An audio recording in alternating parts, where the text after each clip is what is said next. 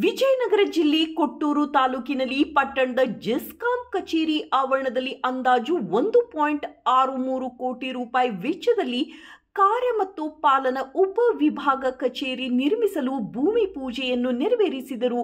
ಈ ಕಾರ್ಯಕ್ರಮದಲ್ಲಿ ಮಾತನಾಡಿದ ನೇಮಿರಾಜ್ ನಾಯಕ್ ರವರು ತಾಲೂಕಿನ ಸಮರ್ಪಕ ವಿದ್ಯುತ್ ಸರಬರಾಜಿಗಾಗಿ ವಿದ್ಯುತ್ ಪ್ರಸರಣ ಉಪಕೇಂದ್ರ ಸ್ಥಾಪನೆಗೆ ಅಗತ್ಯ ಭೂಮಿಯನ್ನು ಜೆಸ್ಕಾಂಗೆ ಮಂಜೂರು ಮಾಡಲಾಗುವುದು ಎಂದು ಶಾಸಕ ನೇಮಿರಾಜ್ ನಾಯಕ್ ಅವರು ಹೇಳಿದರು. ತಿಮ್ಲಾಪುರ್ ಬಳಿ 7 ಎಕರೆ ಜಾಗ ಉಪಕೇಂದ್ರ ಸ್ಥಾಪನೆಗಾಗಿ ಮೀಸಲಿಟ್ಟಿದೆ. ಜೆಸ್ಕಾಂ ಅಧಿಕಾರಿಗಳ ಬೇಡಿಕೆಯಂತೆ 40 ಎಕರೆ ಜಾಗವನ್ನು ಗುರುತಿಸಿ ಮಂಜೂರು ಮಾಡಲಾಗುವುದು ಎಂದರು. ಜೆಸ್ಕಾಂ ವೃತ್ತ ಅಧೀಕ್ಷಕ ಎಂಜಿನಿಯರ್ ತೇಜ ನಾಯಕ್ ಮಾತನಾಡಿದರು. ಶಾಸಕರ ನಿರಂತರ ಪ್ರಯತ್ನದಿಂದ ಉಪಕೇಂದ್ರ ಕಚೇರಿ ಆರಂಭವಾಯಿತು.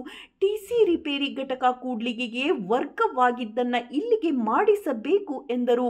ಚಾನು ಕೋಟೆ ಮಠದ ಡಾಕ್ಟರ್ ಸಿದ್ಧಲಿಂಗ ಶಿವಾಚಾರ್ಯ ಮಹಾಸ್ವಾಮಿಗಳು, ಜಿಲ್ಲಾ ಪಂಚಾಯತ್ ಸದಸ್ಯ ಎಂಎಂಜೆ ಹರ್ಷವರ್ಧನ್, ಜೆಸ್ಕಾಂನ ಅಧಿಕಾರಿ ಸತೀಶ್, ಎಇಇ ನಾಗರಾಜ್, ತಾಲೂಕು ಪಂಚಾಯಿತಿಯ ಆನಂದ್ ಅವರು, ಚೇತನ್ ತಿಪ್ಪೇಸ್ವಾಮಿ, ಪಟ್ಟಣ ಪಂಚಾಯಿತಿಯ ನಸರುಲ್ಲಾ ಅವರು, ಕೋಗಳಿ ಸಿದ್ದಲಿಂಗನಗೌಡ, ವಿದ್ಯುತ್ ಗುತ್ತಿಗೆದಾರರ ಸಂಘದವರು ಹಾಗೂ ಎಲ್ಲ ವಿದ್ಯುತ್ ಸಿಬ್ಬಂದಿ ವರ್ಗದವರು ಭಾಗವಹಿಸಿದ್ದರು. ವರದಿ Prakash TM, BSP news, Vijayanagara ಜಿಲ್ಲೆ, ಕೊಟ್ಟೂರು. ನೂತನ ಕಟ್ಟಡದ ಶಂಕುಸ್ಥಾಪನೆಯ ಈ ಕಾರ್ಯಕ್ರಮದ ದಿವ್ಯ ಸಾನ್ನಿಧ್ಯವನ್ನು ವಹಿಸಿ ವೃತ್ತ ಕಚೇರಿ ಬಳ್ಳಾರಿ ನಮ್ಮ ತೇಜ ನಾಯಕರವರೇ, ನಮ್ಮ ನಾಗರಾಜ್ರವರೇ ಕಾರ್ಯವನ್ನು ನಾವು ಮಾಡಿದ್ದೆವು. ಹಾಗೆ ನಮ್ಮ ಎಸಿ ಅವರು, ನಮ್ಮ ತೇಜ ನಾಯಕರವರು ಹೇಳಿದಾಗೆ ಹೊರಗಡೆ ಕೆಲಸ ತಮ್ಮದು ಜಾಸ್ತಿ ಇರತ್ತೆ ಅನ್ನುವಂಥದ್ದು ನಿಜ. ಯಾಕಂದ್ರೆ ಆಫೀಸ್ನಲ್ಲಿ ಕೂಡ್ಲಿಕ್ಕೆ ನಿಮಗೆ ಸಮಯನೇ ಇರೋದಿಲ್ಲ. ಏನಿದ್ರು ಫೀಲ್ಡ್ ಮೇಲೆ ನಿಮ್ಮ ಕೆಲಸ ಇರುವಂಥದ್ದು.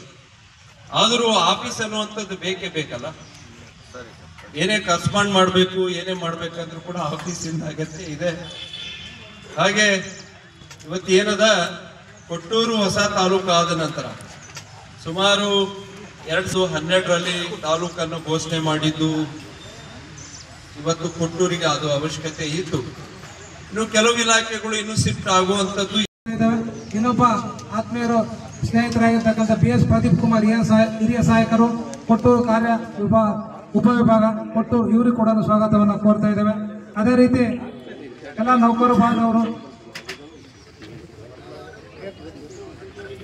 ಅದೇ ರೀತಿ ಕರ್ನಾಟಕ ವಿದ್ಯುತ್ ನೌಕರ ಸಂಘದ ಸ್ಥಳೀಯ ಸಮಿತಿ ಅಧ್ಯಕ್ಷರು, ಕಾರ್ಯದರ್ಶಿಗಳು, ಅಗರಿಬೊಮ್ಮನಹಳ್ಳಿ ಹಾಗೂ ಕರ್ನಾಟಕ ನೌಕರ ಸಂಘದ ಪ್ರಾಥಮಿಕ ಸಮಿತಿಯ ಅಧ್ಯಕ್ಷರು, ಕಾರ್ಯದರ್ಶಿಗಳು, ಸರ್ವ ನಮ್ಮ ಹರಾಳ ಬಸವರಾಜ್ ಹೇಳ್ತಿದ್ದಾರೆ ನನಗೆ, ಸಬ್ ಡಿವಿಷನ್ ತರಕ್ಷ ಸಬ್ ಡಿವಿಷನ್ ತರಕ್ಷ ಅಂತ.